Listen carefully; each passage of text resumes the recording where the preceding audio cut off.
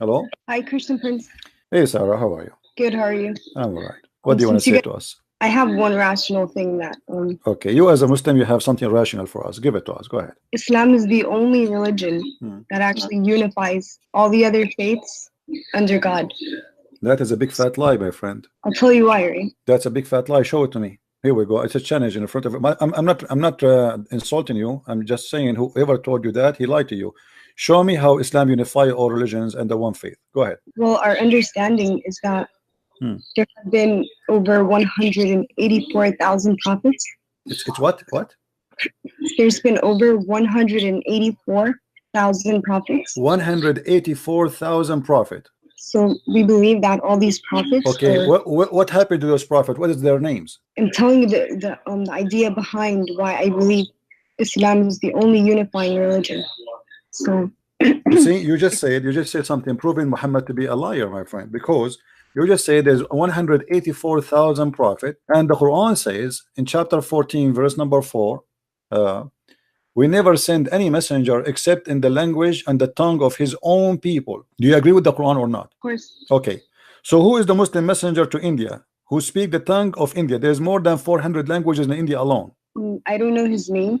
I'm just giving you the general idea. So from all the 400 nation languages ethnic group in India, you could not find me one person. Isn't it weird? You know, even though I don't know the names of the prophets. But this is not the problem. This is not the issue. The issue is that you are taken into consideration as a fact when it is something cannot be proven. I cannot say now that I have a God who sent to every nation. He sent 1 million messenger. Okay, what? Give me a name of them. I cannot. That's mean I'm fabricating a lie. Did the Hindu mention any prophet is a Muslim prophet before? No. Did the Indian from any religion? There's tons of religion in India. Did they mention that? No. What about the Chinese? What about the Japanese? What about all the Asian nation? Where is those messengers? Nobody heard of them. Did your God Allah He send a messenger to the Indian in America and North America or South America? So this is a big fat lie. This is alone is a proof to us that Islam is a false religion. Secondly, when you say that Allah He sent 184,000 messenger, but yet still He cannot make us Muslims, this means He's a big failure. No, he's not a failure. I'll tell you listen, why. Listen, lady. When He sent 184,000 messenger, did He send books with them? I don't know. Okay, that's mean that you have a God who have a library, and this library have 184,000 book, but only one book the Muslim claim is left on this library. Your God is the worst librarian ever in history. He could not preserve the 184,000 books, and he lost all of them except one. That is the Quran. How we can trust this God to be God? Imagine you have a guy, you give him a key for a building, and he have inside this building 184,000 book, and then we come back after many years, and then we open the building and we find that in this building there's only one book in the shelf. How funny this guardian for the book is. He will spend the rest of his life in jail, and nobody will believe that he lost them. People will believe that he is corrupt and he sold them in the black market. Don't you agree? No. What do you mean no? Where is the 184,000 prophet books? What happened to them? All of them, they're gone. Well, you know, some Jamaicans, they also had a prophet. Oh, the Jamaican, they have a prophet. Okay, what his name? His name was Muhammad. No. They had their religion is called Rastafarian, right? Yeah, Rapso. Yeah. Okay. What does this have to do with Muhammad, with Allah? You see, you are mixing things up. The Jamaican, they believe in voodoo and many crazy stuff. Don't go there. Listen, lady. Is it true that Aisha, she said that your Quran was eaten by a goat? Yeah, I didn't really study hadiths. I study the Quran alone. Okay. I mean, I'm not like as smart as you when it comes to hadith and stuff. So did the Quran, was the Quran a victim of a goat, and the goat ate the Quran? Okay. Why Allah, He is God, yet He could not stop a goat from eating the book of God? I mean, this is not an army. This is not CIA. This is not a KGB. It's just a poor goat. How the goat ate the book of Allah? Well, humans have a part to play too. It's not just God is going to do everything for us. We have to put our... No, but this is not true, because the Quran says that Allah is going to preserve the Quran. That can be a good scenario if your God did not open his mouth and he said, Inna alayna jam'uhu wa qur'anahu. It is on us to collect the Quran and to recite the Quran. So as long Allah He is the one who promised that He will collect the Quran, then we cannot accept anyone, to say to us what you said, because He said, I'm going, it's on me, it is on me. Who? Allah. Inna alayna jam'uhu wa qur'anahu, chapter 75, verse number 17. So you cannot say to me, oh, we have a duty as a human to protect the Quran, because Allah He confirmed that this is His duty. No, I'm saying from the goat and like from kids or from something that, if we have a Quran, we put it on the shelf. I don't know how it got how you can preserve the Quran if the goat ate it already? Can you recite for me the verses which the goat ate? You cannot. That's it. It's in the belly of the goat now. And until now we could not find this goat. It's missing. If you go to the FBI website, you will see in the front page it says the big name wanted. If you go, this is in America. If you go to Saudi Arabia, until now you will see that goat picture is there, because until now it's missing, and we need to find desperately those verses. Did you know that the way it's preserved is through memorization? My friend, what preserved? Can you recite for me the verses which was in the which the goat ate? Can you? Here we go. I'm listening to you. You preserve it by memorization. Tell me the verses which the goat ate. No. Okay, so what are you saying? That the goat ate a part and now it's not there? Yes, it's not there. It's not there. It says that there is the verses of 10 times breastfeeding for adult. Your God Allah, mashallah, He allow you as a woman, with my respect to you, I'm not trying to insult you, don't take me wrong, but this is what it says, that Allah, He allow you as a woman to give your breast to a strange man, and he will suck it 10 different times, and he is satisfied, and then after that you are lawful for him to be with him, next to him in the same couch. It's not there. Show me the verse. Here we go. I'm gonna see it. Well, we can find this verse. That is not what Allah said. Sorry? Where did you get that from? Here we go. It's in front of us. Here we go. Read with me. The verse of stoning and breastfeeding for an adult 10 times was revealed, and the paper was with me under my pillow. When the messenger of Allah died, we were preoccupied with his death, and the time sheep came and ate it. And then that verse, they continue saying here, and that verses were abrogated in recitation, but not in ruling. Okay, so abrogate by recitation? By what? By a verse about 5 times, but we cannot find even the 1 5 times. So we cannot find the 5, we cannot find the 10. Yeah, I don't believe that. It's not up to you. This is your history. This is your Aisha saying that. What about your prophet saying let me show you. Are you saying to me that there is no way in Islam that the prophet of Allah, he ordered women to give their nipples to strangers to suck it 10 different times? Are you saying that? Yeah, that's haram. Okay, am I ready? Here we go. Again, please don't think I'm trying to insult you or to be rude to you. So listen to me carefully. Here we go. This is Sahih Muslim, and this is Ibn Majah, and this is Sunan al-Nisa'i. You choose which book you want. It is Sahih Hadith, and the Muslims agree upon it, that a woman, her name is Sahla bint Suhail. She came to the Prophet and she said to him, there's my husband is upset from the guy who is coming to my house, and who he stay with us because he's a slave there, he's a man. So Muhammad, he said, suckle him. She said, how I'm going to suckle him and he's a growing man? Can you see my screen with me? Yeah, I can. Okay, so this is what your Prophet said. It's crazy. I know it's a very confusing, very stupid. I mean, man. Are you so sure that the Prophet said that? I mean, because this is Sahih Muslim. This is not me. This is your scholar saying that. This is Aisha saying that. This is the people of around Muhammad saying that. It's not me. I wasn't there. How do we know that though? How do you know that the Quran says what it says? The Quran is coming to you through the same people you are receiving the Quran from is the same people who received the Hadith from. Okay, but if God is telling us, you can't have relations with men outside of marriage, why would this contradict the Quran? Well, this is here according to Muhammad is not a relationship. It is something to do to stop any relationship. Muhammad, he think he's wise. So if a man, he look at you in a dirty way, let us say you are going in the bus, you can go, by the way, if you speak Arabic, you can watch the video. You will see an Egyptian, she was asking a big sheikh from Al-Azhar University that she said to him, are you saying now I work in a studio that I have to give my boobs to all those men who work in the studio? He said yes. She said, what if I go in a bus? He said, you have to give it to all of them. So this is your Prophet saying that. This is not you or me or anyone. The dean of the Azhar University for the Hadith department, he made a fatwa that a woman, if she want to stay alone with a strange man, she have to give him her boobs 10 times, 10 different times, not in one time, which means in 10 different times. And he have to suck it until he is satisfied. Yeah, I don't believe that. Sorry. You don't believe because you are ashamed of it. This is the whole point. But as you see, it's in front of you. I'm not the one. This is your Muslim website. This is your Muslim book. This is your Muslim scholar. This is the wife of Muhammad, and this is not a Christian prince. No, because in the Quran it says that the wives of the Prophet should stay home and that they are unlike other women and they should veil themselves. No, yeah, my friend, the history of Islam report that Aisha, she took an army to fight Ali, and she caused the death of more than 10,000 Muslims. What are you talking about? And Muslim women, they used to be taken for fun with the Muslims during the wartime. This is why your prophet allow you to do muta. How many days a Muslim man and a Muslim woman they can have fun together before marriage? 0. 0. As I know, it's 3 days and 3 nights. From where? Well, because your prophet, he said, any man and any woman, they like to have sex together, they can have sex for 3 days, and if they like it, they can increase. Here we go. Read with me the screen. Do you see it? Allah Messenger said, if any man and woman agree, and here they say to marry temporarily. By the way, it doesn't say that. This is a fiction between two brackets. It doesn't say anywhere to marry. So if any man or a woman agree to have 3 relationship, it doesn't say marriage. Here we go. Let me show you the Arabic. I don't know if you know Arabic.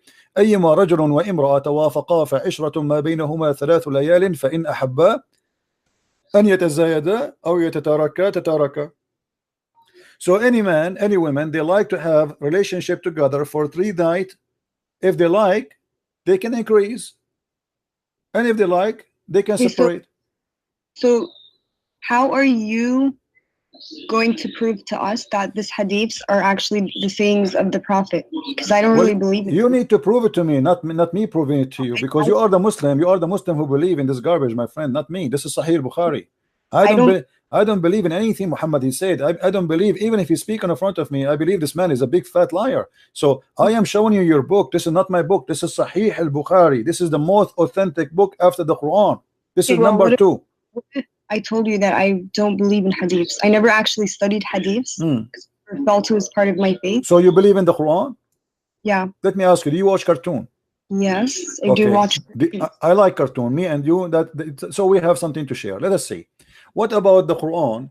It speak about that Sulaiman, he have an army of a chicken and army of genie and a human. Do you believe in that? Can you explain that chapter to me?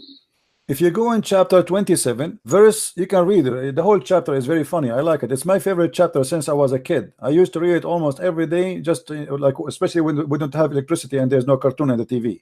So chapter 27 verse number 20, here we go. Read. You will see it says the following: your prophet Sulaiman, and supposedly he's a Muslim prophet like your Muhammad is talking about him, Allah is talking about him now, and it says, and before Sulaiman or Solomon were marshaled his host of jinn and men and birds, and they were all kept in order and ranks, like 1 2 chicken, genie, human army. He have a 3 army, 1 of genie, 1 of men, and 1 of birds. What do you say? This is Quran. Are you going to say to me the Quran is a lie too? You don't believe it? No, I believe there's something, there's a message to be behind the story of Solomon.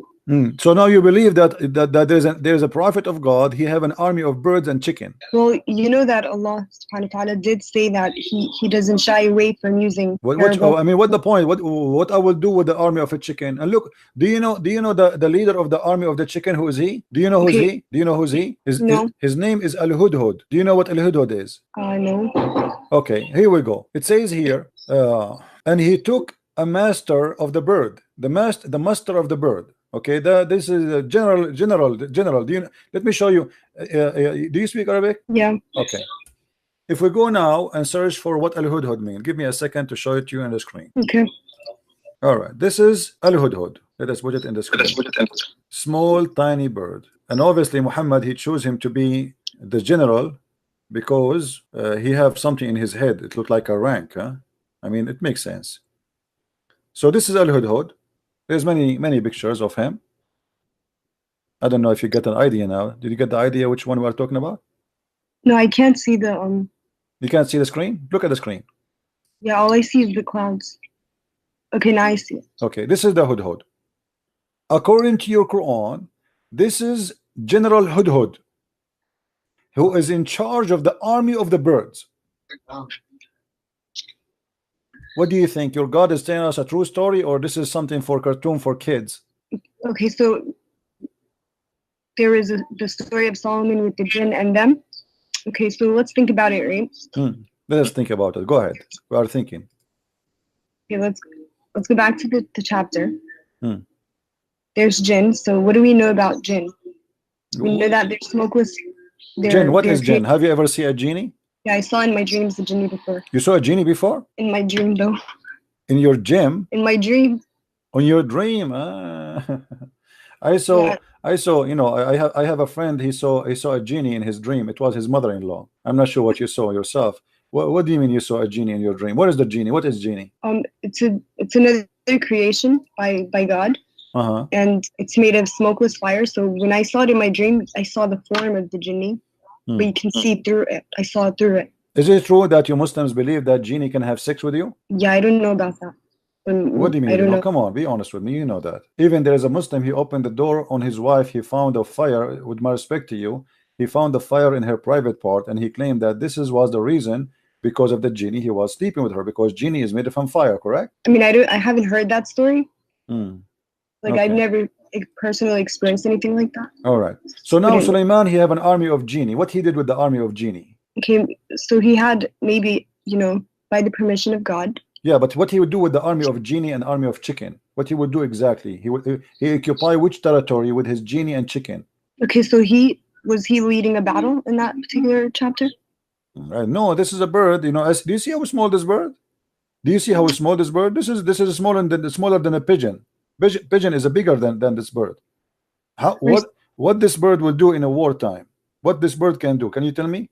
He will go and kill the small mosquito. What he will do? If there is a lot of them, they can do some damage. Yeah. Man, yeah. But do you know what this bird is about? This bird, according to your God, he have a special qualification. He can see and find women who have no hair in their legs. Really? Yeah. Which I want to buy one, because until now I'm single and I cannot find a woman she don't have hair in her legs. So I want to get one like this. If you know somebody he can sell those birds, please, I want to buy one, because I'm desperately looking for a woman she have no hair in her legs. This is the only one who can do that. If Allah says so, must be true. Are you laughing? Okay, so anyway, you said so Solomon. Sarah, let us do this, Sarah. You said to me that you as a Muslim, why you are a Muslim? I mean, look at this. This is can't you tell this is really crazy? I mean, what kind of God? Who is going to believe those? Like, have you heard that Sulaiman, he heard the speech of the ant? Did you hear about that story? That Sulaiman, he heard the speech of the ant. Yeah, the one where. Okay. Do you know that the ants don't talk? The ants don't have a speech. Ants are mute. So how Sulaiman he heard the speech of the ant? How he can hear it? Ants are mute. Well, ants they communicate by chemical and by vibration only. They don't talk. Look here what it says. So when Sulaiman walked with his host, his army, one of the ants in the valley of ants. By the way, my house in the Middle East is about like 20 kilometers from the valley of ant. We are neighbors. So when he arrived there, one of the ant, when he arrived to the lowly valley of ants, one of the ants said, "O ye ants, get into your habitation, lest Solomon and his host," which mean the army of chicken and the genie, "crush you under his foot without knowing it." So he smiled, amused at her speech. How Sulaiman how he can hear the speech of the ant if the ant are mute? Well, if God, God had to give him that ability. Do you know how many ants in the valley of ants? How he can hear only one ant? What is the secret behind that? I mean, only one ant spoke. There's like a million ant in there, and there's only one ant. She spoke and she said, "Hide." What about the rest of the ants? What they said? Takbir? But I'm saying that if just like Isa, Jesus, he was given powers by God. So the same thing with Solomon's ability. Okay, why Isa have power by God and his power about resurrecting people from death, making the blind see, but Sulaiman he have a power of things nobody see. It's just fiction, obviously, like a flying carpet. Sulaiman have a flying carpet. Flying carpet can carry 600,000 chairs. Do you really believe in flying carpets, Sarah?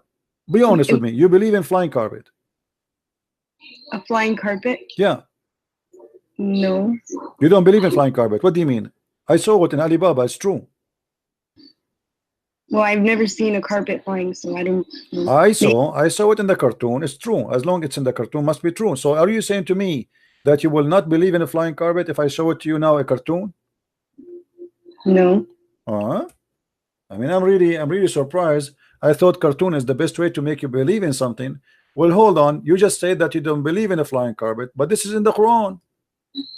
Yeah, but I'm saying that, you know, Allah did tell us that some of the stories are metaphorical, or, you know, they're no, those are not metaphorical. Those are not metaphorical. This is about a flying carpet, and we can show you what even your prophet said about them.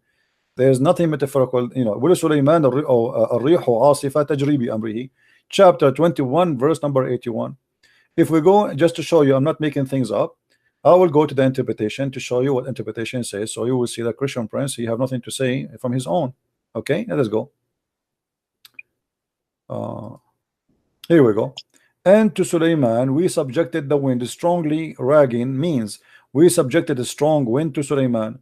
Tajri bi amri, he running from his command towards the land which he blessed, meaning the land of Asham. Okay, let us see what does that mean. And if everything, we are all knower, Allah saying, he had a mat made of wood. Who had that carpet? Sulaiman. Made of what? Made of wood, which he would place all the equipment of his kingship, horses, camels, tents, and troops, and then he would command the wind to carry it, and he would go, which means the wind go underneath it, and would carry him aloft, shading him and protecting him from the heat. So Sulaiman now he flying with the flying carpet, and he put all his kingdom. The whole kingdom is a flying. This is not a Boeing 777. This is bigger, 600,000 chair only. This is chairs, plus all the animals, plus all the chickens, plus all the elephant, all the horses, all the war equipment, everything in the top of the flying carpet. And then in the top of him, there's the birds who fly to keep him in shade. And you know what birds do when they fly in the top of you? They will shower you with poo-poo. You know that, right, Sarah? Yeah. Okay. So Sulaiman, now we can imagine how much he is covered by poo-poo. The poo-poo is all over him. He have like a million bird in the top of him. So until he reach wherever he wanted to go in the land. So what your Quran teaching us, that Sulaiman, when he want to go, let us say from Jerusalem, he want to go to Los Angeles. What he do? He say, the flying carpet come. The flying carpet, the flying carpet come, and all his army jump in the flying carpet, and they put the 600 chairs there, and they put all the camels, the horses, and everybody, come on, takbir, Allahu Akbar, everybody go on the top of the flying carpet, and we go to Los Angeles. What do you think? This is a true story. So I think that the message of that story is that God gives powers to whom he wills. You know, so for Solomon, it would be the control of, you know, the wind, the jinn. What else did he do? So you really believe in the flying carpet. I remember just 5 minutes ago when you told me you don't believe in flying carpet. Now you are saying you believe in the flying carpet. Told you okay, so the message of it is that God gives powers to whom he wills. Yeah, but this is not power. This is flying carpet, my friend. This is not power. This is a flying carpet. What power? This is a flying carpet. Do you really believe in flying carpet? Do you believe that there is somebody can fly with his kingdom? We fly in airplanes today. I bet you the people but airplane is not a flying carpet. There's an engine and there is etc. and cannot carry 600,000 chairs. 600,000 chairs is bigger than a city. Yeah, but we're capable of building an airplane, and no one knew that before. Hold on, but there is a huge difference between this and that. You know, this is a flying carpet. You order it by order. Hey, flying carpet, the flying carpet carry you, and all the kingdom is carried. This is cannot be true. Why the Jews? Why the book of the Jews, the Bible, did not mention the flying carpet of Sulaiman? I mean, why they are hiding it? What do you think? Do you think the Jews, they saw it in auction? They cut it apart and they sell it. Why the Jews in their holy book did not tell us about the carpet of Sulaiman?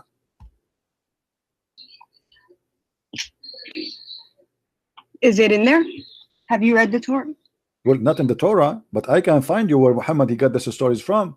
There's a book I advise you to read. It's called The Legions of the Jews. Or you can go and get my books from Amazon. Go to Amazon.com, or if you live in Europe like Amazon, Germany, etc., and you can get my books. You will see where Muhammad is getting those stories. Muhammad is copying a story from the Legions of the Jews, which is not a true.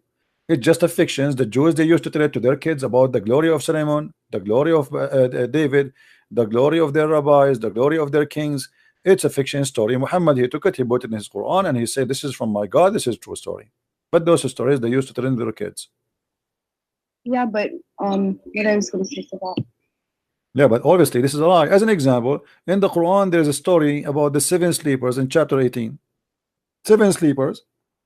Everybody knows that this is a story written by a Christian. He is from Syria. His name Bishop Yaqub, and he wrote a story for the youth to encourage them to handle the discrimination. It's a fiction story. See, that's my point, is that there's, behind the stories, whether in the Torah, the yeah, Bible, but your God, the problem is your God, he take the story from this guy, which is a fiction story, and he speak about it as if it's real story, and he claims it's coming from Allah. Imagine I write a book, imagine Shakespeare, he write a book, and then your God, he take the story, he says, I am the one who wrote the book of Shakespeare. The thing is that, from the Bible and from the Torah, this is the same God that's talking. No, it's not the same God. My God, hold on. We're not the same God. Your God is not exist. Your God, is a pagan God. As an example, why your prophet he kissed the black stone? Why your prophet he kissed the black stone? I mean, you read that in Hadith, didn't you? Well, I read that in the Hadith. Don't you pray in the direction of that stone today? Don't you? Yeah. Do you know it's the golden ratio of the earth? The golden ratio. This is have to do with what? That's a sign for mankind. This is a sign for mankind. What? This is the Trinity. Golden ratio is 1 to 2. That's mean Trinity. Do you Muslim believe in the Trinity? No, of the universe, the earth. I mean. I know, but the golden ratio is 1 to 2, 3. Trinity. So do you believe in the Trinity? No, I don't believe in the Trinity. So why you are mentioning the golden ratio? You have nothing to do with the golden ratio. What golden ratio? The golden ratio, where we see it in in God's best creations, even the human face has the golden ratio. My friend, I'm not an atheist. I believe in God. You don't tell me that. This is something you tell to somebody who's an atheist. This is not my business now. I'm asking you why you Muslims pray toward a stone, in direction of a stone, bow in front of a stone, and you kiss a stone.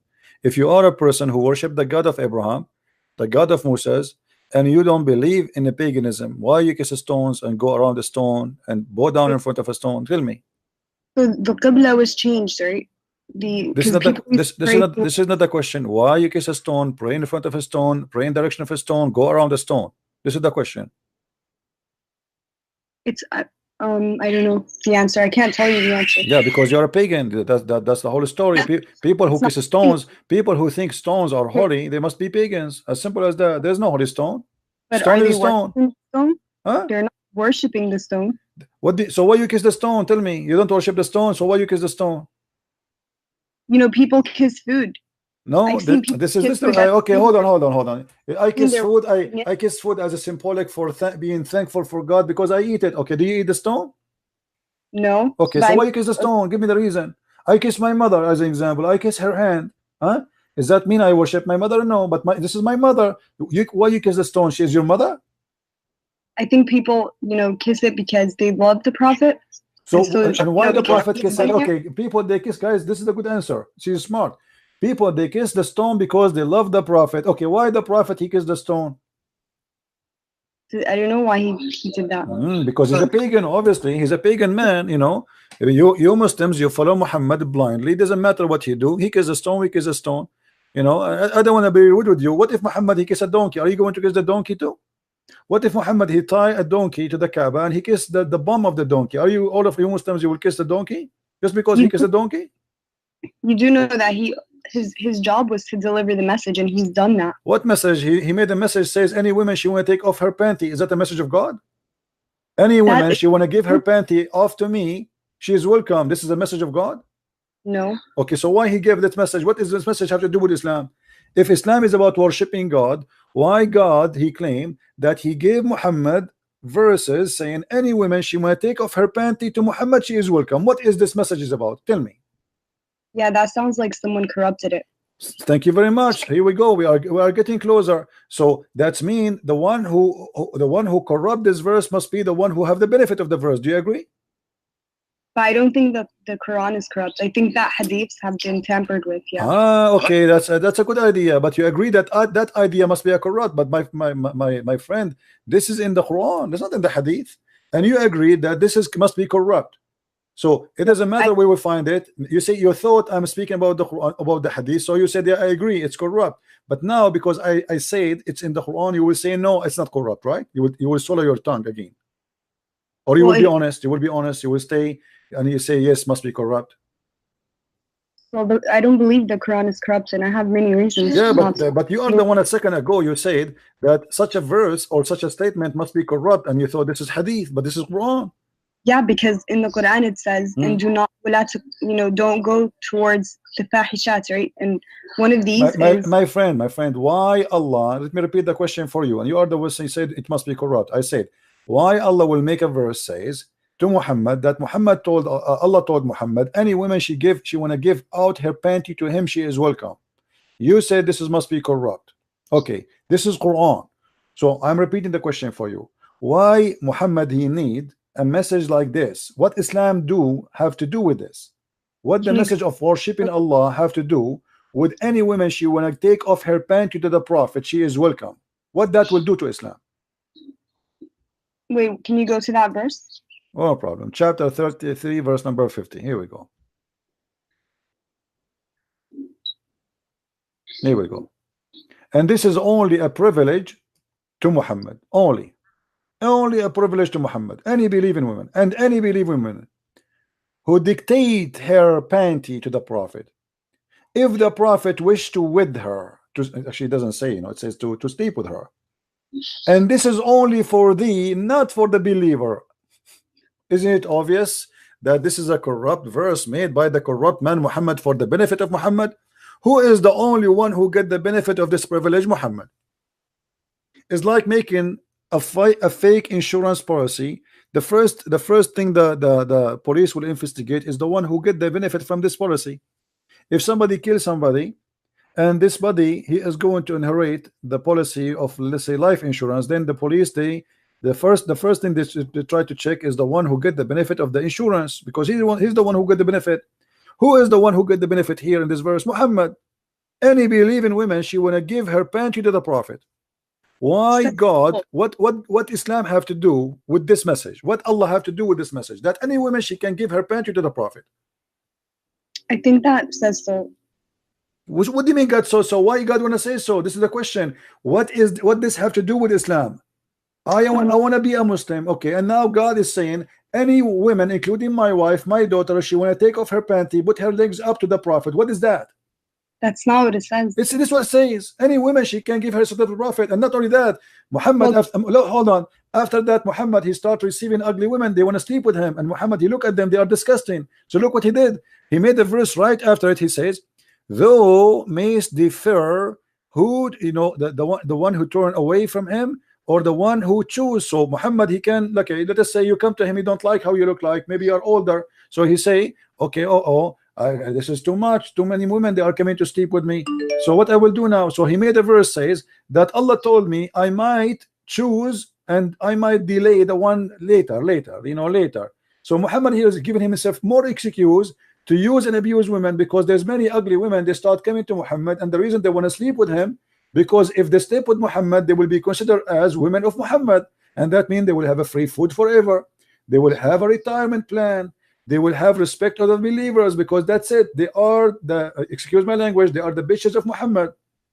You see the gang. You see the gangs. They say like, excuse my language. I don't want to use a bad word, but yeah, you should respect the dead. I mean, let them rest in peace. I'm not respecting him. This guy, obviously, he is. I'm not talking about your dad. What your dad? Talking about your Muhammad. You called the females the B word. This is what it says. This is about those are the whores of Muhammad. They are not his wives. They are offering themselves for sex. Not true. If somebody's offering themselves for marriage, that's completely... This is not marriage. This is not marriage. Muhammad, he have 13 women already. Name for me one woman she offered herself to Muhammad. She became his wife. Go ahead. Do your best. I'm listening. Yes, they married for tribal. No. Listen to me carefully. Those women who offered themselves, name for me one of them, she became his wife. None. Does it even name the females in the Quran? None of them, none of those, because they are not considered all the females. There's no limit. It's a privilege for the prophet only. So Muhammad is looking for women to take off the panty. It doesn't matter who they are. But Muhammad already have 13 wives. Why he need more? Right now you're interpreting it from your perspective, right? I am not giving interpretation. I am not. Here we go. It's in front of you. You give an interpretation. Lady, do you see it says any believing women? Did you see any believing women who like to dictate her not her soul? It says nafsaha in Arabic, which means this is about sex. This is about sleeping with him.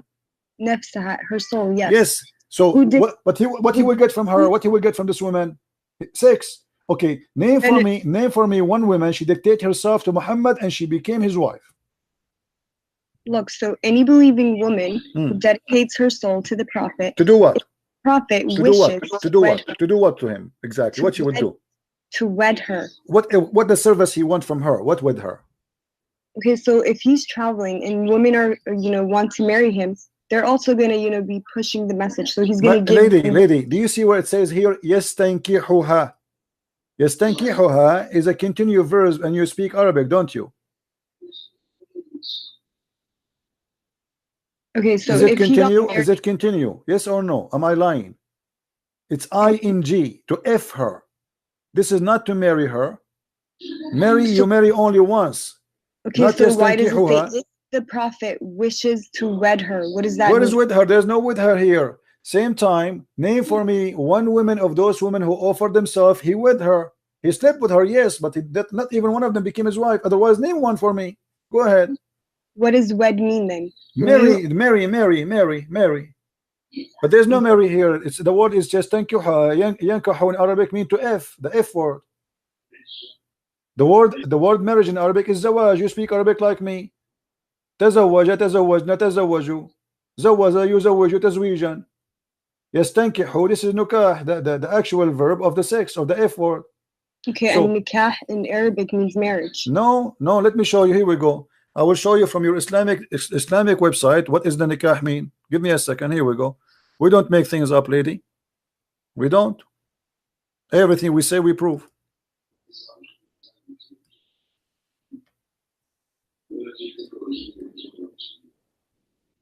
Means like marriage contract. Well, from my understanding. This is alislam.org website. Do you see the top? This is not a Christian website. All right, alislam.org. I think it's clear for you, right? Yeah, I don't see it. I see the clouds right now. Okay, do you see it now? Maybe it take time to come to you. So this is alislam.org. This is your Islamic website, and it says it clearly that the word nikah literally mean intercourse. Okay, so read with me carefully. In Islam, marriage is not restricted of a platonic relationship between a husband and wife, nor it is solely for procreation. The Islamic term of marriage is nikah. You see it? Literally means sexual intercourse. So marriage is about that. Are you sure you're saying? I'm not saying that. It's you who's saying that. There's no marriage in Islam. You don't use the word marriage. You say the F word. We, as an Arabic Christian, we use the word zawaj. You, as a Muslim, you use nikah, the F word. What is marriage? So this is the same word is in the Arabic Quran. It says just tankihuha, which means to do intercourse with her. Thank you very much. Okay. So any Muslim women, she want to do intercourse with the Prophet. Why? Okay, but within marriage. Why? Well, there's no marriage. What marriage? I just told you, give me one woman. She gave herself as a gift to the Prophet to yastankihuha. She became his wife. Give me one. You cannot. There's none. He slept with many women, but there's none of them became his wife because it was just for fun. Now, why Allah he need to make a verse for Muhammad that any believing woman she can give her panty to the Prophet? What is the benefit of Islam for that? Muhammad already is not a single man. You see, if Muhammad was a single man and he's trying to find Muhammad a woman to marry him, I will say, okay, the guy he is trying to find a woman to marry him, to be with him. But the guy, he have tons of women, he have many sex slaves in the top of that. Why he need to make such a verse says any woman she wanna sleep with me, she is welcome? And he claimed that the one who said that is Allah. Yeah. Why? I mean, everything that's in the Quran is the word of Allah. Yeah, this is what I'm saying. So why Allah need to make a verse says any woman she can give her private part to Muhammad? Why is that? What that will benefit Islam with? What is the point? Muhammad is a man busy with God. He's a prophet of God. This guy, he should be not have time for women. But look, he make tons of verses, and this is a privilege only for him. This is not even for the Muslims. It's only for him. There's no other Muslim can do that. Isn't it obvious that this is Muhammad? He himself is a corrupt man, and he's fabricating words that he claimed that God he gave it to him. Yeah, I mean, so I don't know why Allah would tell him to do that, but I can only guess. So yeah, guess. Okay, guess. Let us see. Guess. Go ahead, and I'm listening. Why? Guess why? Why Allah gave him that privilege? I guess to entertainment. You think Muhammad is bored at that time? There's no 4K TV, and he cannot watch porn. So Muhammad, he wanted some women to take off their panty for him. No, I don't think that's it. So what the reason? What the reason? He had many wives already. So what the reason? That's one of the guesses that we could assume. Okay, so this is a right guess then. He said because you accept it. Okay, what else? Or it could be that, you know, to build relations, like to network in relation by women only. This guy, he want to build relationship in the network, guys. He want to open many Facebook with many women, and they take off their panty. For what does this have to do with relationship? Do you know how important women are? Like, they play such a huge role when it comes to communities. Aren't you the one who told me a second ago that women, they have to stay at home? And now you are saying to me they place a great place in society. What society? Those are believing women already. They are believing women, so they are Muslims. He's not even converting them. They are believing women. They want to take off their panty to the Prophet to do what? Entertainment. Obviously, it's about sex. There's nothing else. Does it say he want to spread Islam with them? He want to do what he would do? The only thing is he's going to F them. As simple as that.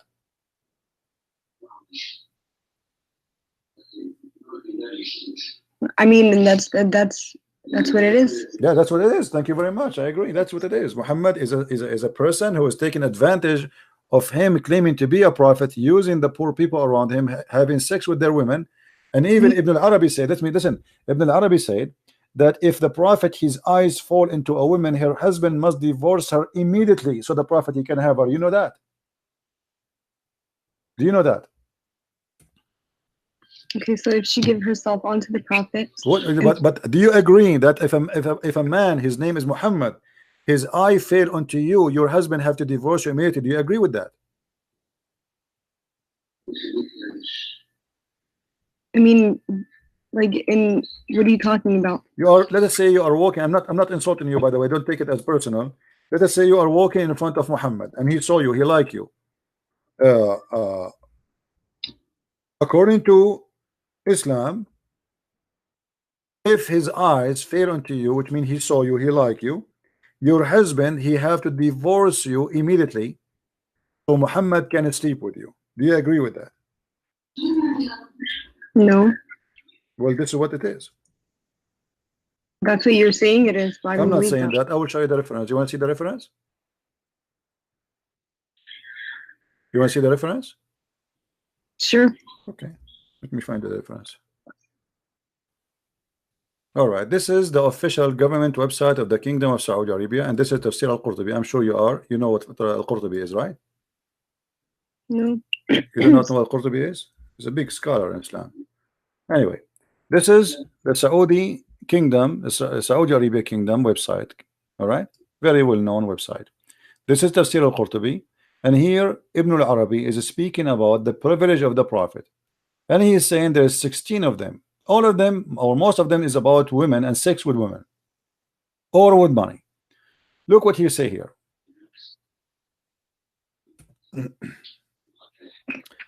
قال ابن العربي. Let us see what قال ابن العربي. This is Quran interpretation for that verse. Read. You know Arabic, that will make it a lot easier for me. Do you see in front of you on the screen the Arabic?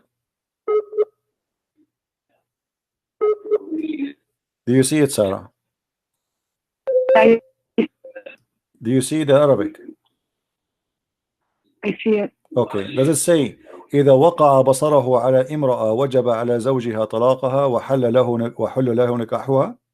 How disgusting that is. You just said you don't accept that.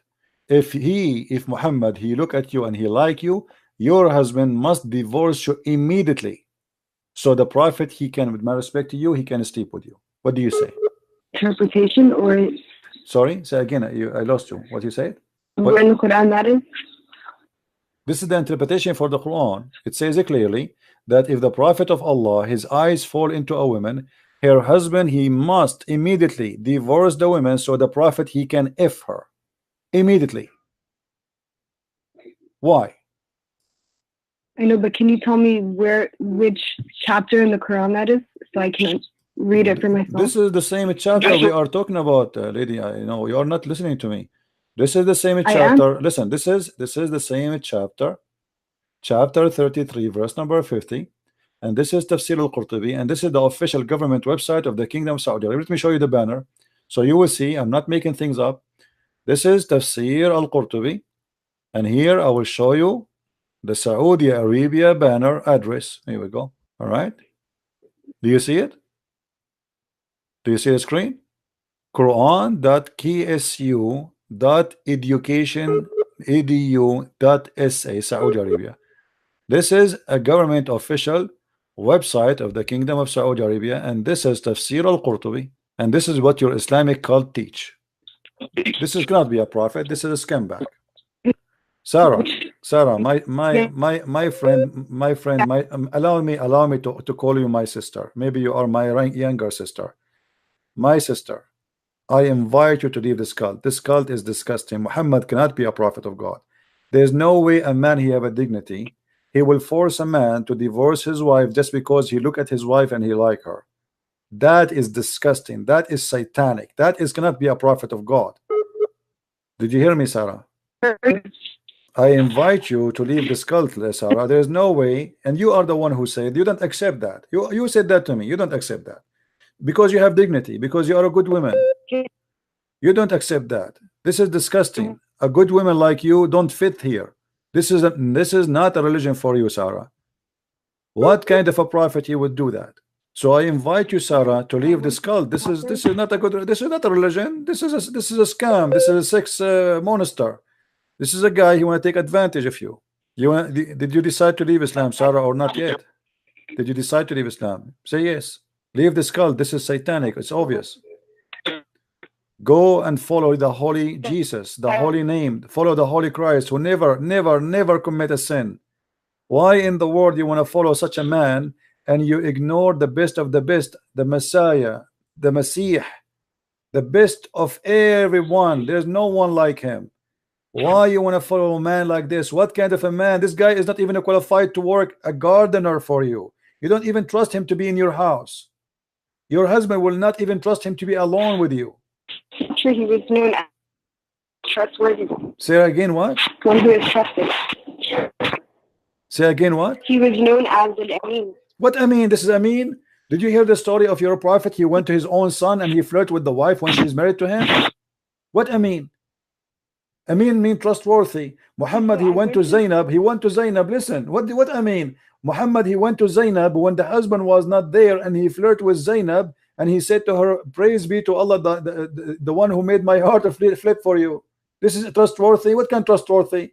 Imagine I go to visit you, and I am your father-in-law, and then when I see you, I flirt with you, and then you tell your husband, and then I take you from your husband, and then I sleep with you.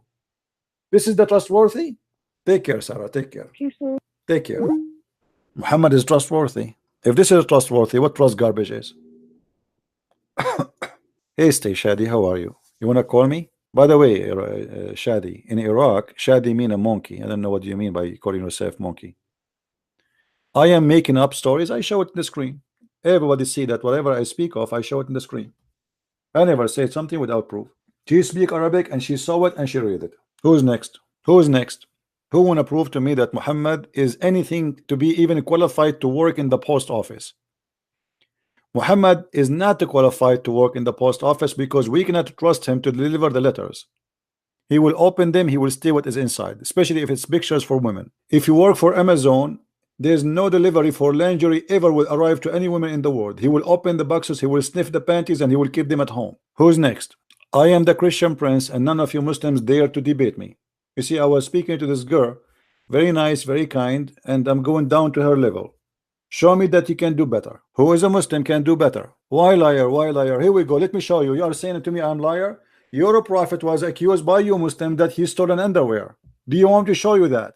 Shadi, let me show you. Here we go. Guys, he's saying I'm a liar. You tell me, if Muhammad was stealing underwear, according to the Quran, he was stealing it for what? To wear it or to sniff it? The underwear was red. Let's read together. Even the chapter number is a miracle. Chapter 3, verse number 161. Let us go to the interpretation. I'm lying, right? Okay. Let us see. Okay. Read with me and laugh. Let us see who's lying. And as you see, those are your Islamic books, not mine. Your prophet was an underwear thief. And now you tell me he was doing what with it? Here we go. When some red velvet cloth went missing in the day of Badr, some people began to say, perhaps the prophet took it. Do you see it? The Muslims are fighting over what they stole. This is already a theft. The attack of Badr is the Muslims attacking people, attacking caravan, attacking money of people. They are thieves, and now they are fighting over a piece of a clothing which is a bikini. Do you see the trustworthy? And then what happened? Allah, he sent the verse says, no way, it's not Muhammad, no way. Okay, hold on. If you are God, why you don't tell us who is the one who took it? I mean, look at this. God, he sent a message saying it's not Muhammad who stole the underwear. What about you tell us who took it? Until now the underwear is missing. Until now, if you go to the website of the police of Saudi Arabia, they have a big prize for the one who will find the underwear which Muhammad was accused to steal. Any Muslim can tell me where we can find this piece of a cloth which Allah himself now is busy. God, the one who created the galaxies, he sent a verse about the underwear. I mean, are you serious? God, who created this amazing massive space and galaxies and stars, the earth is not even a dust. He sent his words, his priceless words, to defend a man was accused of stealing underwear. That's amazing. Look like a Muslim when I make me take shahada. Let's see what this is about. Hello. Yes. This is Gigi. How are you? Hey Gigi, how are you? I'm fine. I'm good. Listen, I don't want to debate you because I'm not a debater. But you are a Muslim, right? You are a Muslim, right? La la. I'm talking. Let me just finish what I'm telling you. Oh la la. Okay. La la means no. You know that now. Oh, okay. All right. Okay. So I'm not a debater. And I'm not going to debate you. What you would debate me about if you aren't a Muslim? But, I have nothing to debate with you. Yeah. La la. Let me talk. Let me talk. But my friend, who is a very knowledgeable Muslim, who can debate you sitting in a car with nothing, wants to debate you, and you refuse to do that on Facebook Live. I don't understand why.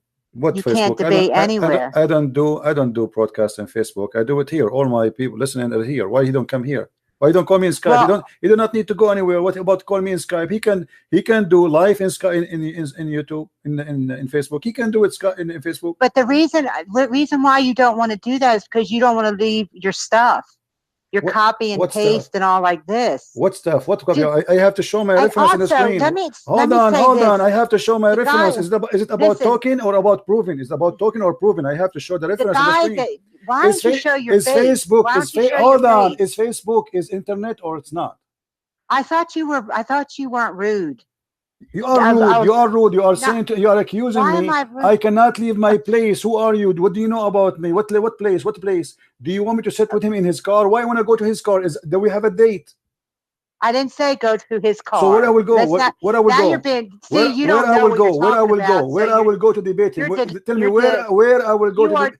Where Gigi, where I will go to debate him? Tell me where I will go to debate him. Go ahead. You can go. You have a page on Facebook and filled with lies and rude and crazy stuff about Islam. I'm a Christian before. Yeah. I know. Listen. I know what you're doing. Let us prove who is the liar. Prove to me one lie I said in Facebook. Go ahead.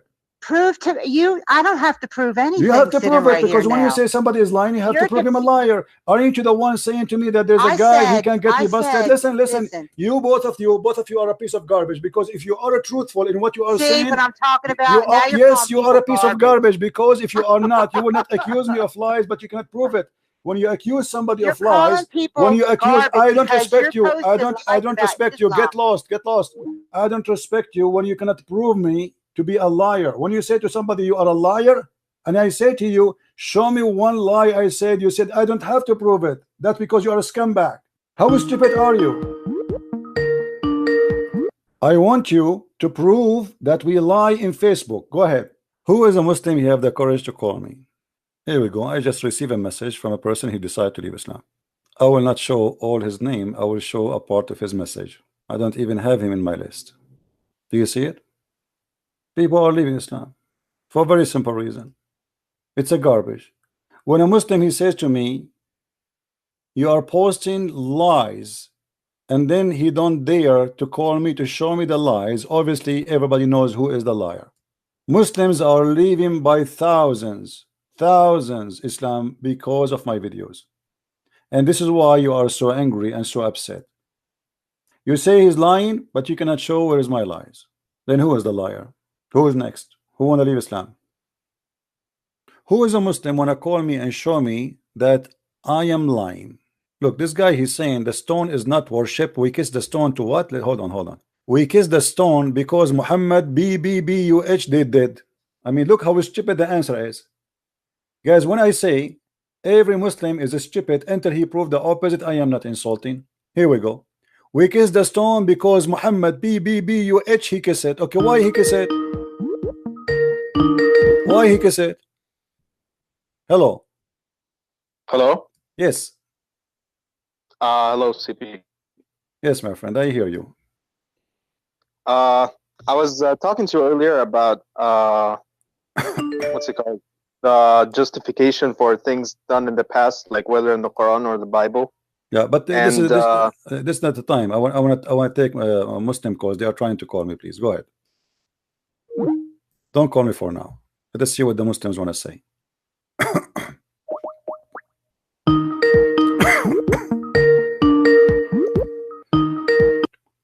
Oh, this is Gigi. Yes, Gigi, how are you? So did you find the lies I post in Facebook, or you did not find one? Okay, listen 1 second before you go any further. You apologize to me for calling me garbage. I'm not garbage. I didn't say you were garbage. You said I'm lying. You said I'm lying.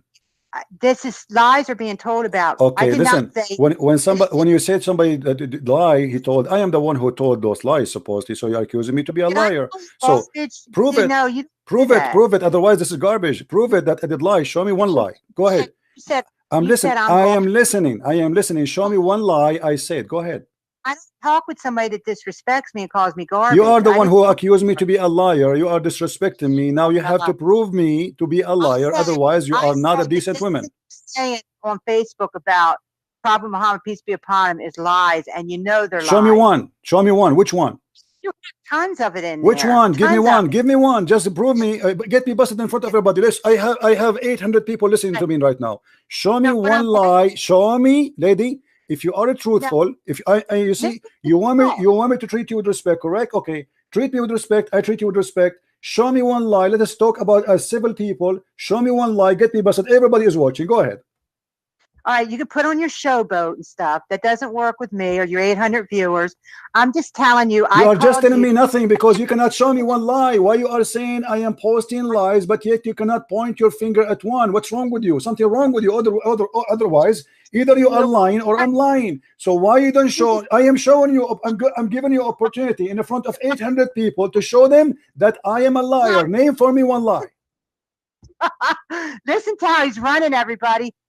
800 people out there listening to him. He refuses to come on Facebook and debate. I am in Facebook, you idiot. Are you a donkey or what? Because I post in Facebook each time I go live. So if your friend is a man, he can call me in Skype. What the difference between Facebook and here? As long you can call me, why he cannot call me? As long you can call me, and you are a stupid woman who do not know anything about Islam, why he don't dare to call me if he is knowledgeable? If you are the stupid one, yet you can call me and you know how to use Skype and you know how to use Facebook. Why your stupid boyfriend? Why your stupid boyfriend? He don't call me. What's wrong with him? Boyfriend. He's a brother of mine. What a brother? There's no brother in Islam. There's no brother. A woman and man in Islam. Muhammad, he said, if a woman and male and female they are together, the third is the devil. Do you agree or not? Sick. You have a sick mind. You are the sick. You're a prophet. He said. You're a prophet. He said. Any woman she want to give her panty to the prophet, he have to give it to him right away. Do you agree or not? Really? Yes, really. Yes, really. I can't believe you have one person that listens to you. I have right now. I have right now 775 people. You believe it or not? 75 people that just heard you. 775 people, and you cannot show them one lie. I said, can you show them one lie? Refuse to come on Facebook. I am not refusing. I am in Facebook already, you donkey. I am in Facebook. I am in Facebook. I post my video in Facebook, which means he can call me here. Doesn't matter where I am. This is internet. You are a coward like him. Your boyfriend don't have a panty. Maybe you have one, but you don't have a panty. If you have a panty, let him call me. He is a coward. You said I am lying, yet you cannot show me one lie because both of you are a scam. Get lost and never call me here. Let the man of the house call me. That is your boyfriend. Let the rooster call me. What a potato. Christian Prince, you post lies in Facebook, Christian Prince.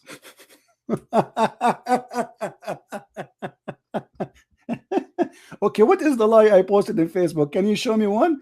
I'm not going to debate you, Christian Prince, you know. By the way, I might convert to Islam and you might be one of my 4 roommates. You must be stupid to believe in Islam. How a woman, she can even accept Islam for a second unless she is really mentally ill. How a woman, she can agree that a man, he can beat her as if she is a goat unless she is mentally ill. This is your Quran. Let us see what Islam says about you women who is a Muslim. Chapter 4 verse number 34. Christian Prince, you are lying. Christian Prince, I show in the screen everything I say. Prove me wrong. And this is your books and those your websites. You are lying. Christian Prince, I'm going to hit you with my bra.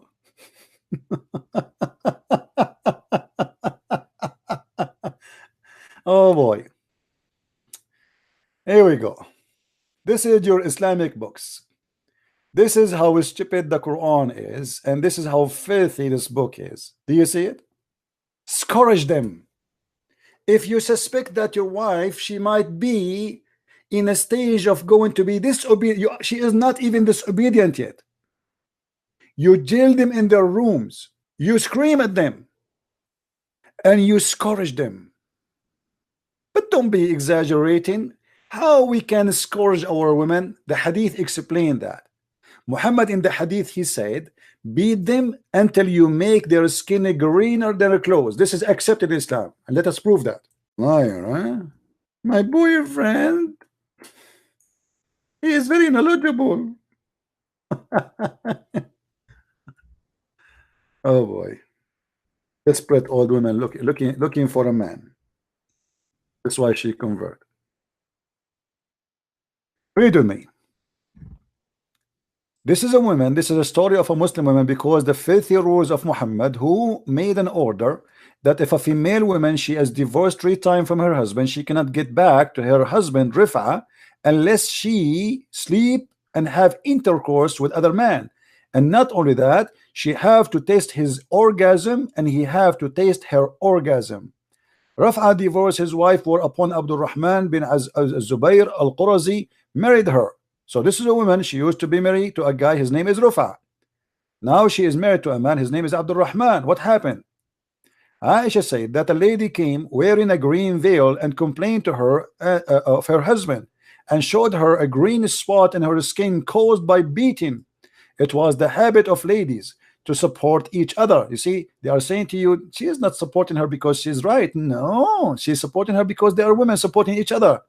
So when Allah Messenger came, Aisha said, I have not seen any suffering women women suffering as much as a believing women. So Aisha here confirmed that a Muslim woman, she is the worst in life. She have no good life. She is suffering the worst. Who is witnessing for that? Aisha. She's witnessing that between all the women of the Arab, no woman is suffering as much as a believing woman. Look at her skin. Her skin is greener than her clothes. Her skin, this is not, they say to us, you beat her light beating, right? Look at this. This is light beating. Her skin is greener than her clothes. When Abdurrahman here heard that his wife had gone to the Prophet, he came with his 2 sons from other wife. And she said, by Allah, I have done no wrong to him. He is impotent and he is useless to me like this, which means his penis is not working. Look how filthy the society, look how disgusting those people are. Holding, showing the fringe of her garment. Abu Abdurrahman said, by Allah, O Messenger of Allah. She told a lie. I'm very, very strong. I can't satisfy her. What is enough? What is next? Maybe he's going to hold his private part and he will do it live. I'm very strong. I can satisfy her, but she is disobedient and she want to go back to Rifa. Aha, now we know what's happening. This woman, she married this man because the filthy Muhammad, the mad Muhammad, the crazy Muhammad, he made a rule that if a woman, she divorced her husband, or a man divorced his wife, sorry, 3 times, she cannot get back to him unless she marry a new husband and he F her. And he tastes her juice and she tastes his juice, which is orgasm. And then and only then she can go back to the husband. So now this woman, she married this new man, but she don't want to sleep with him. She wants him to get back as a tool to get back to the previous husband. So look what happened. Allah Messenger said to her, if that is your intention, then know that it's unlawful for you to remarry Rafa unless Abdurrahman, he tastes your juice. You see in the translation they say until he has sexual relationship. What kind of religion making a rule that a woman, she cannot go back to her husband unless she goes sleep with the new man, and that man, he have to test her orgasm and she have to test his orgasm حتى يذوق عسيلتك until he tastes your orgasm. This is a prophet of God. And not only that, the man, he did beat the hell of his wife, and then Muhammad, he sponsored him by beating your wife. It's lawful for you. Did Muhammad say why you beat your wife? No. He was against the women and he judged for the man that he's right. He said to her, if this is your attention, you should know it's not lawful for you. And as you see, Muhammad is taking the side of the man perfectly. So we beat the women, we make her skin greener than her clothes. And yet they say to me, you are lying. Where is my lies? I'm showing you everything I say, and this is the reference. Prove me wrong. Why you don't put the information in context? Sarah, she is saying that. Okay, Sarah. Let's see what Sarah was saying. Of his wife, and then Muhammad, he sponsored him. Hello? Yes, Sarah, you said I am not putting things in context. What does that mean? Everything has a context. Okay, what is the context that I can beat my wife until I make her skin greener than her clothes, and then I say that you have to sleep with a new husband so you can go back to the old husband? Go ahead. When I say in context, I'm talking about historical context, right? This is the historic, the story in front of us as it is. I read the whole story. I did not even cut a letter from it. Right. So you do know that with Islam came the revolution of everything. Like what? Women quickly gained rights and inheritance in. That's false. That's false. That's false. That's false. That's false. That's false. Women before Islam, they inherit everything. Not only that, they used to be very rich. As an example, Muhammad himself, he used to work for Khadija. Is that true? Yeah, but she was the widow, right? She is a widow, which means she inherited her husband. Is that correct?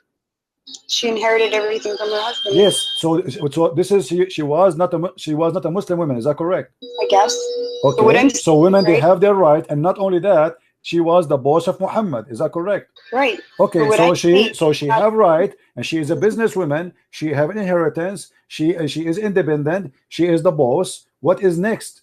Islam make the women wear a veil, became inside the box, and you are the one who said to me when you called me first time, you said that the wives of the Prophet, they have no right to go around, they have to stay home. Didn't you say that to me? But before Islam, women, she was a queen. Women, she was a leader. Women, she was a counselor. Women, she was a businesswoman, as an example, Khadija herself.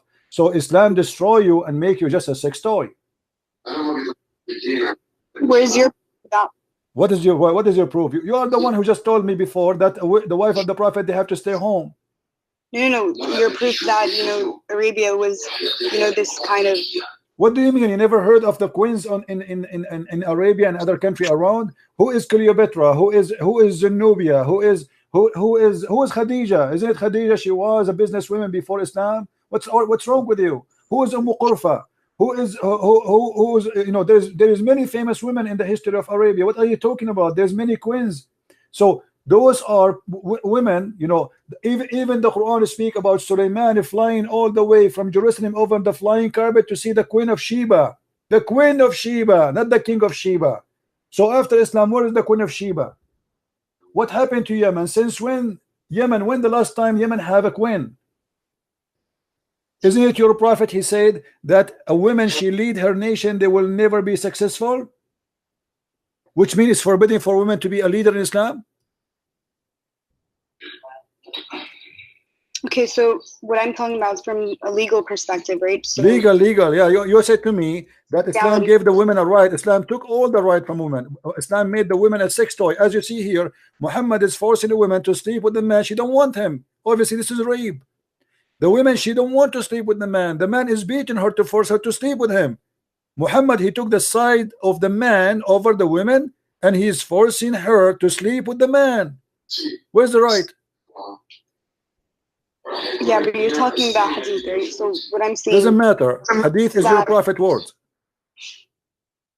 All right, so what I'm saying, from my knowledge, right, I know that Arabia was very oppressive to women.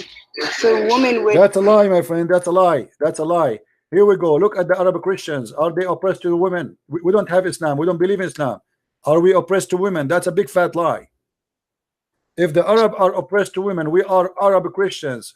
Show me how the Arab Christian, they oppress their wives. Okay, so does in the Bible, does it have any inheritance laws for women? Sure, the women she inherit. Yes, the women she inherit in the Bible. In Islam, the women in Islam, one man equal to two women, correct? No. So in Islam, the women is equal to two. The man is equal to two women, even in the witnessing in the court. Is that correct? No. What do you mean no? It's not correct. Oh boy. So women and men are equal in goodness in front of God's, in front of Allah's eyes. They are equal. However, men are given daraja, meaning that they have a step above women. Lady, I don't know what's wrong. I don't know what are you talking about. Here we go. Let us see. You said no, right? You said women, they don't have right as the men. Let us see. All right, let us go to the Quran and see what the Quran says about women. You said it's not true that women, she don't inherit equal to the man. I don't know what kind of Islam you are learning, but obviously you have nothing, you have no idea what are you talking about.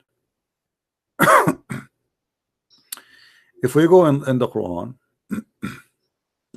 we will find the following. Chapter 4, verse number 11. Do you see the verse? Yeah.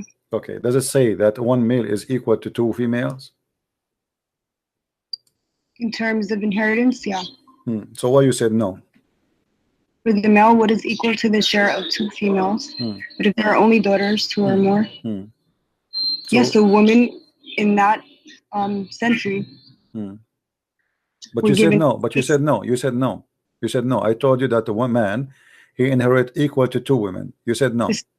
This is from a economical perspective, right? What economical perspective? This is how it is. This is the inheritance is about economy, is about money, is about property. What are you talking about? Same time, the Quran here, he said a stupid thing. It says if two females you know, if one man is equal to two females. All right, now, and he's talking about two females. If male is you know, equal to two females, and then he says to you, let me show you in Arabic so you can get a better understanding. It says فإن كن نساء فوق اثنتين فلهن ثلث ما ترك. If they are more than two, they have the third of what the parent left. I mean, this is crazy, because yeah, this is impossible mathematically. This is impossible. I will give you an example. If I have $1,000, if I have $1,000 and I have one male and 5 females, how we can divide the $1,000 between the one male and 2 female and 5 females? Okay, so what I'm saying, right, when you're putting things into context, you should mention, you know, how Arabia was. Well, how Arabia was? You said to me that, you see, you swallow your word. A second ago you said to me this is not true, and now it's true. Same time, as you see, the woman, she is not allowed to be equal inheritance to the man, but before, the woman, she can. And now, not only that, the woman, she is not allowed to witness in the court. She can witness only in the case of writing. Is that correct? Is this in the Quran? This is in the Quran, yeah. All right, so from my knowledge, right? So why the woman, she cannot witness in the court in the case of murder? You tell me why.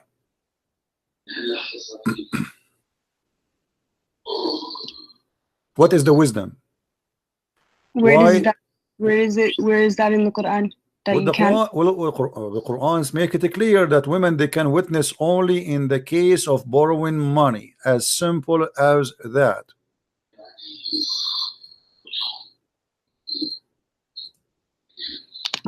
And the funny, you know, the Muslim, they say to me, I never heard this before. They, you know, each time I say something to them, they told me I never heard this before.